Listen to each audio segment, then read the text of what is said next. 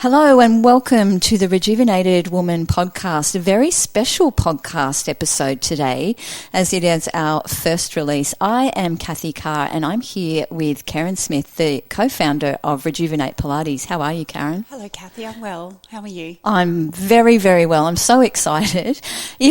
For our listeners, if you are watching us on video and you see me in my get-up, I'm all about joy. You might be looking and saying, oh my goodness, what is she wearing? And I'm all a bit daggy too. I'm all about being daggy and fun and joyful. So here I am sitting in my little satin Mrs. Santa Claus skirt that my mother made, I think it might have been about 20 years ago. It's a little bit sexy. And we've got our little daggy hats on as well. What's not joyful about a little bit of daggy around Christmas? Absolutely. So, Christmas special. Let's get stuck into it. So, Kerryn, let me ask you, can you tell us what is your favourite kind of pastime? What's your favourite memory of Christmases growing up or in the last 5 to 10 years since having children? Christmas reminds me of the heat. It's always hot here in Queensland. So swimming has been a big one for me, and just always being surrounded by family. It's a family time for me. Yeah. While I lived overseas, though, I loved going skiing every Christmas because we didn't have family over there. Our friends became our family. Yeah. So we would always go skiing. Yeah, it was so much fun. And eating all the different types of foods and always food. Yeah, always food and drinks, and you can tend to go a little overboard, to be honest. I think we all know that feeling. Totally, the food coma. Yes, yes. So from experience, you learn from your experiences. So, you know, I've learned not to overeat in the years and choosing sort of more healthier foods that I'm not going to get a sugar crash from. So, we might talk a little further about what foods to choose over Christmas. You know, there's always lots of parties we go to and lots of drinking, and you just lose hours and days of your life being hungover.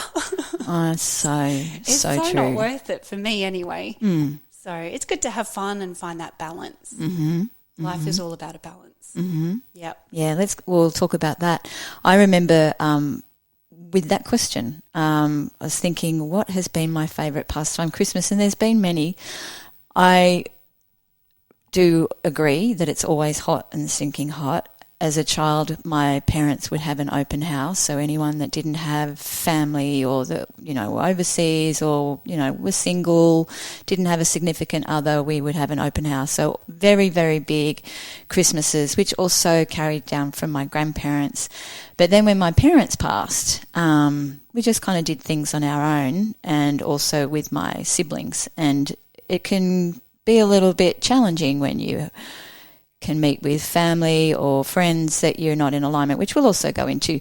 But Christmas, I love cold Christmas. I lived in Canada and it just makes Christmas so much more, so much more special. I was going to say special. Yeah, it gets dark earlier, so you have these beautiful lights, Christmas lights. It just lights up. Everyone just becomes more festive, more happy because obviously they can get a little bit depressed, shall I say, in the darkness. So the Christmas spirit and the festive season and those beautiful lights, those twinkling lights. You like the lights. I like the lights. Yeah, me too. We always used to drive around the neighbourhood and go and look at the lights. Same. I did that on Friday night with the girls. My girls, I have a 5-year-old and 7-year-old, and they were just in awe of these lights. It was a whole street of lights. It was beautiful.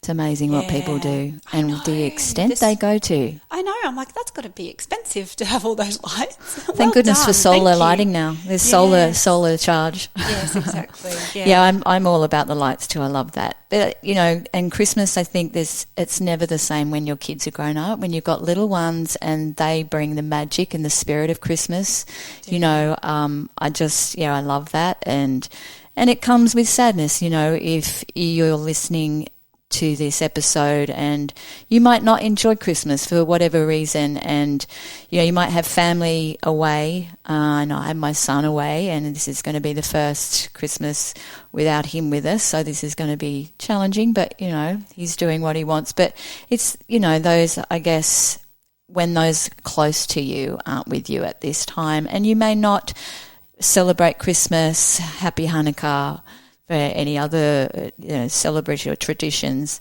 So let's move on. Christmas can be joyful, and it can be, not a great day. Yeah, I just also wanted to say, with the being separated physically, that we're always connected at the heart. Totally. That's what I tell my kids. There's a lovely kids book. I can't remember what it's called now, but it's about the heartstrings.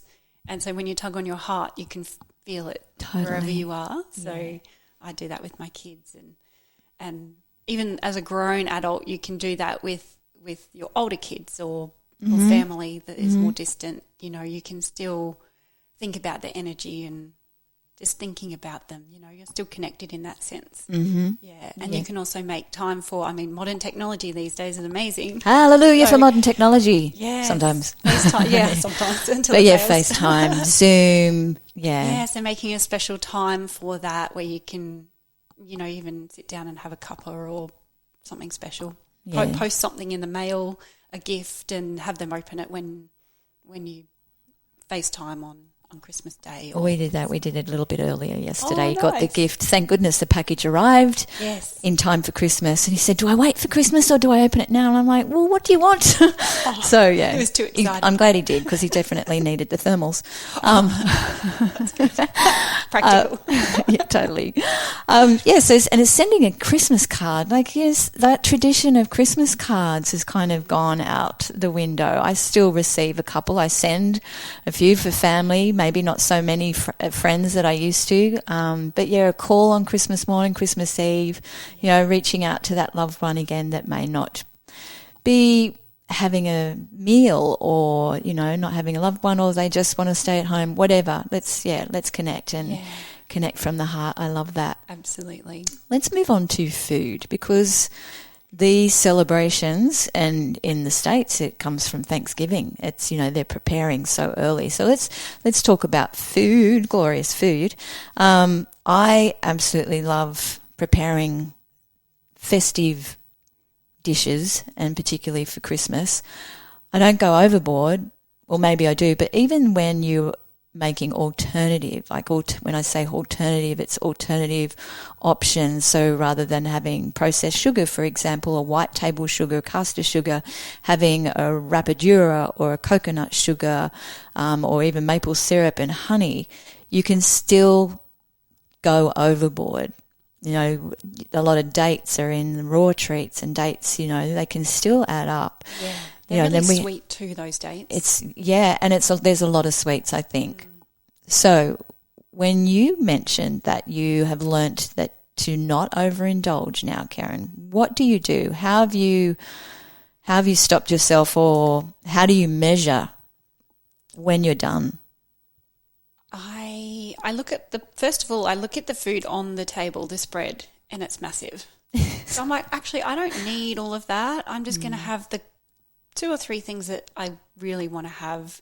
So there'll be some meat, protein, and then a few different types of salads. Mm-hmm. That's it for me. Mm-hmm. I don't have to have the 3 different types of meat,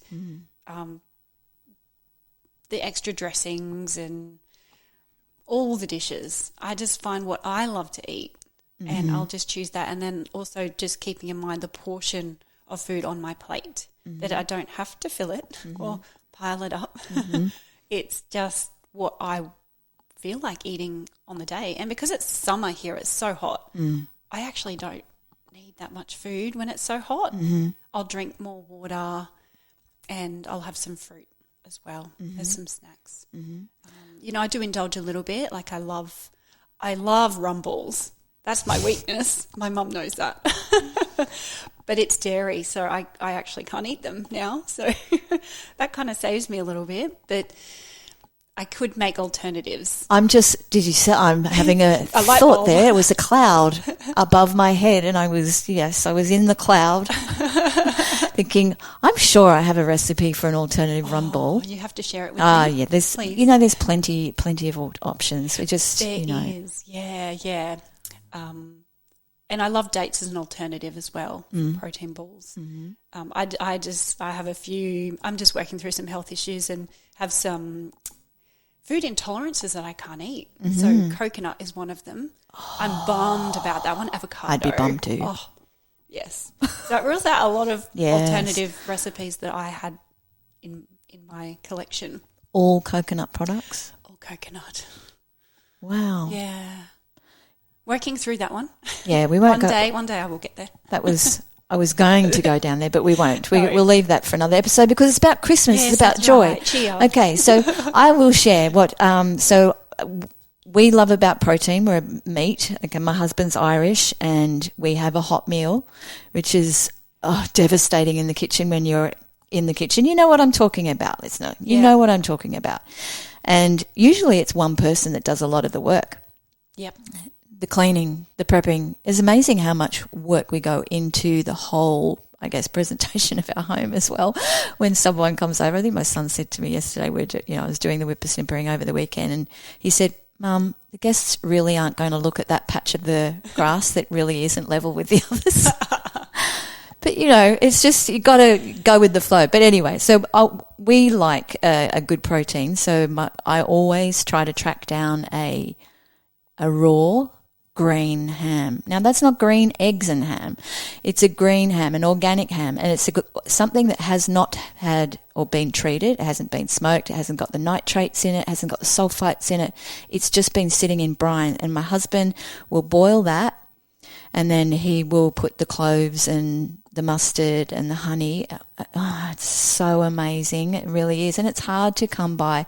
It's very hard to get organic pork, incredibly hard, but free range. And then I must share the best dessert ever. I like desserts, but, a long time ago I've been making alternatives, and I don't make as much now as when the kids were younger because, I'm not having to pack school lunches or, little treats in the afternoon, is Joe Whitten Quirky Cooking Lemon Berry Trifle.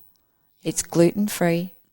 It can be dairy-free, but it is divine.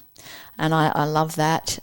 We do salads and things like that. And if you are in a group, which I wanted to go down when you might be going to a family or a friends, and there's some people that you may not have got along with in the past, or you may have had a confrontation last Christmas, that you might only see them at Christmas, or, whatever happens.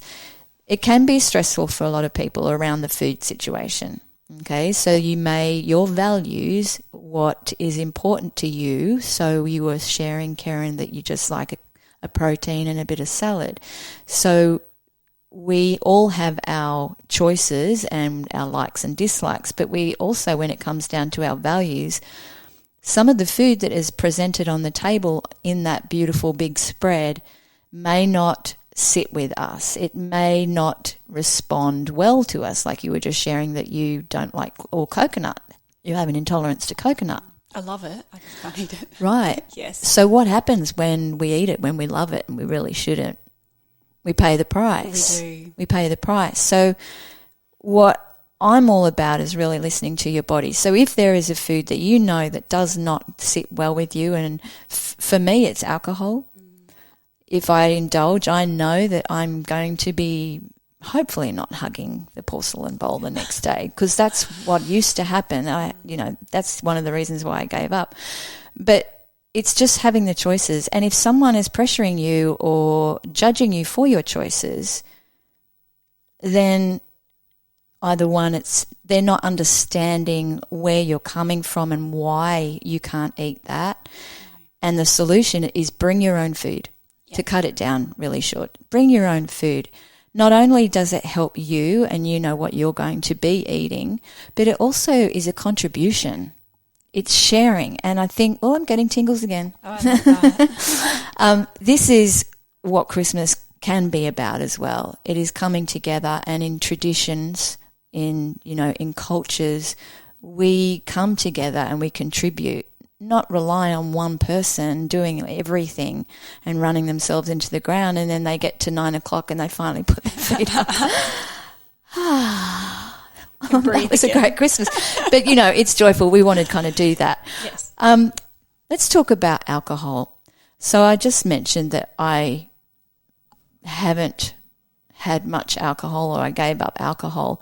I will have a celebratory drink now, like maybe a quarter of a half a glass. So, that's important to me because, it doesn't do well in my body. And a hangover is a classic example that the alcohol is not serving the body. No. That is a message of the body. Yeah. It's like, you've poisoned me.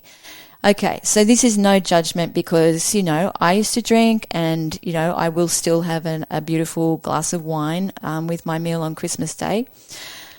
But it's the quality. It's not the quantity. Well, it is the quantity, but also the quality.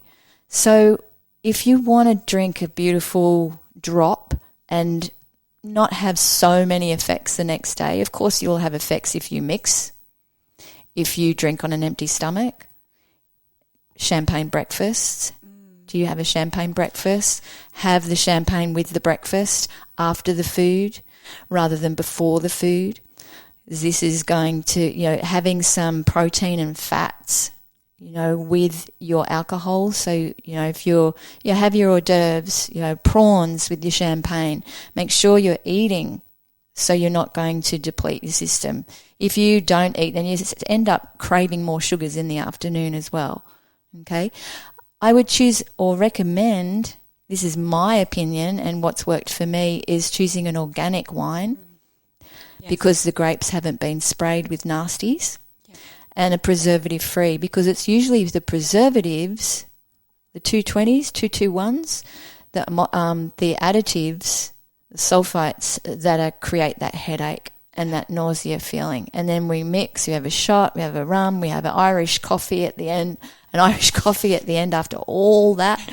So it's just being mindful. It's a celebratory day. We want to try a few things, but, have some water, pace yourself. Pace yourself, that's a good one. Pace yourself. There's no race. Yes, and having the food in your stomach for it to absorb and then not overeating because then not over drinking because then later you're going to make those poorer food decisions where you want the carbs and the sugars and the not so healthy foods. Yeah, and chew your food. Yes. When we start to, when we're drinking, our appetite, it increases our appetite, so we want to pile the plate on and we want to try every single thing that's on that spread, on that table. So little bits, but chew your food and taste it. Yes. So then if you're chewing your food, then you'll get to a point where you are satiated and you still might have food on the plate. Yes. Which leads me down to leftovers. Did you want to say something then before I go on to leftovers? No, it's gone. Good. There's that big spread, right? If we do have stuff left over on our plate and on the plates on the buffet or wherever you've got the spread, it tends to sit there, doesn't it? Yes. People tend to go back and pick, unless you've got Irish men and they just clean everything out. But people tend to go and pick, and it starts to look a little limp, like the salad might get a limp, or the watermelon might go a little bit soggy or something. So what I recommend is make sure you've got containers and put the containers. If you've got a lot of guests and you're a guest at someone's house or your family, bring your own container. Take some leftovers home. Yes. Yes, so it doesn't go to waste, and I think there's a lot of wastage at this time of year as well. Think of all the paper and the plastic, but food waste. What can we do with the food that is out there that we put in the fridge? A lot of the time, if you have a lunch, we'll kind of have leftovers for dinner. And then it carries on. How long do you have ham sandwiches though for? My goodness, if you eat ham sandwiches, but the ham tends to go forever.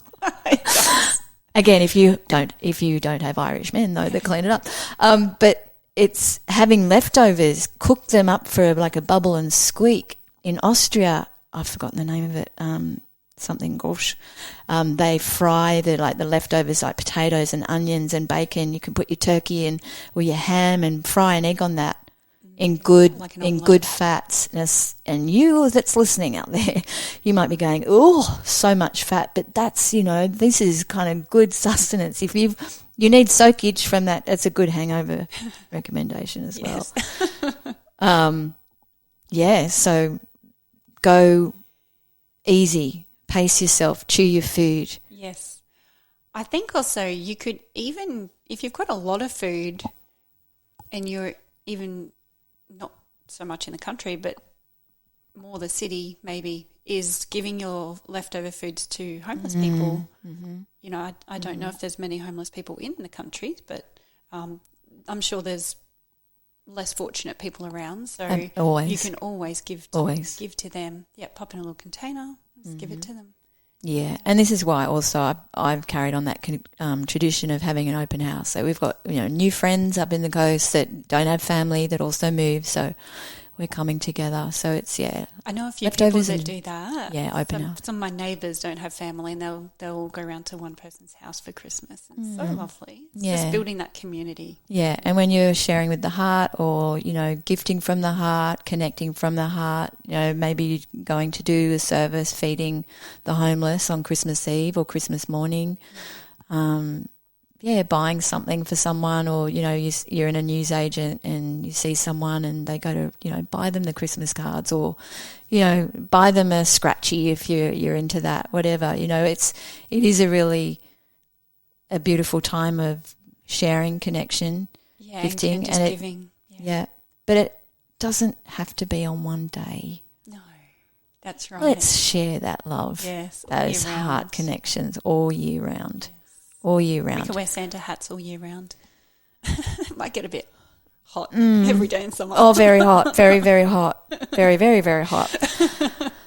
So what? Give me some ideas about gifts. So I'm all about supporting small businesses, because in these times there's been a lot of businesses that have been doing it tough. Some may have closed, some may have just started and, getting something off the ground. So source small businesses. I'm a big market lover, artisan arts and crafts and things like that.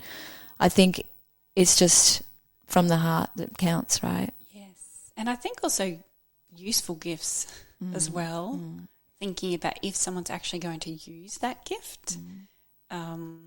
Buying local, definitely. Yeah. I love that. And I would also say buy quality as well. With kids, there's a lot of fantastic plastic out there. So I prefer wooden toys and things that they can create. Like I love arts and crafts too. So anything that they can create. Yeah. I'm painting. We love painting. All those arts and crafts, that creativity away from the screens. Yeah, so we'll paint paper, big sheets of paper, and they paint it, and then I'll use that paper for wrapping gifts, birthday gifts throughout the year. Yes, reuse, recycle. Even going back to those leftovers, I had a live chat with a girlfriend, Whole Food Home, on Friday, and she was saying, even like the leaves and the ends of the herbs, like your coriander and parsley, don't throw those away. Chop them up, put them in a soup, a stock, use your ham bone for the soup, put all of those ends of the celery or the broccoli leaves, just try to use everything. And you're talking about plastics and all those plastics and the tinsel and stuff, these don't break down. They're not biodegradable. They go into the oceans and the soil. And, if you want to do your part, just be mindful of consumerism as well. And I think experiences, gifting someone an experience. Yeah. I was speaking to someone the other day and they were saying, I'm just so caught up. I don't know what to do with my 3 or 4 year old because, I've been to the Aussie World and I've been to the slides and I said, why don't you just go to the beach and have a picnic? Because a 3 or 4 year old, 4 or 5 year old aren't really going to remember what you didn't take them to, but maybe building a sandcastle and burying them in the sand and, having a picnic. Yeah. Experiences, they're the memories. It is. They're the memories. Yeah. And it's free. It's free. And it's enjoyable, and the kids can explore and even the sand sensory. Yeah. So building those sand castles and experiencing outdoors. doing cartwheels and jumping in the water, Yes. Singing. Yes. My kids sing on the beach. Oh, yeah, we're a big singer. Big singing. I think I've raised Aggie children as well. They would not agree with that. And dancing, why not? And dancing. Well, Kerryn, I'm so excited that this is our first episode to release out into the public, to come into the homes or the ears of rejuvenated women all over not only the Sunshine Coast but Australia and abroad. So with that, Kerryn, what is your Christmas message to our listener? My Christmas message to the listeners would be to try and keep routine, try and keep up your exercise, eating healthy. There's a lot of parties going on and you don't have to always go to all of them. Think about who's going to be there, and do you actually want to spend time with them? And, even if you feel obliged to go, just go for a little bit. You don't have to stay too long. And, just trying to keep routine. That's probably my biggest one, and just having a fun time with the family or friends, whoever you're with. My Christmas message to you is to, do the things that are going to serve you, that give you joy. When it comes around to food, do the 80-20 rule. 80% of the time, you're going to do the right thing for you, what serves you, what lifts you up, what nourishes you, and 20% of the time, let your hair down. Don't overdo it. I would also try not to get too caught up in the consumerism, okay, because there's a lot of shiny objects out there, literally. Yes. And just, reaching out, do we really need those things? Taking care of you, taking care of your time, of learning to say no, or, just sharing your energy for a brief amount of time if it's not something that you enjoy. But spend this holiday season with the people that you love, the people that lift you up, and, stay well, stay safe. If you're travelling, stay safe, and happy holidays. Happy holidays. Ho, ho, ho. Have a safe holiday.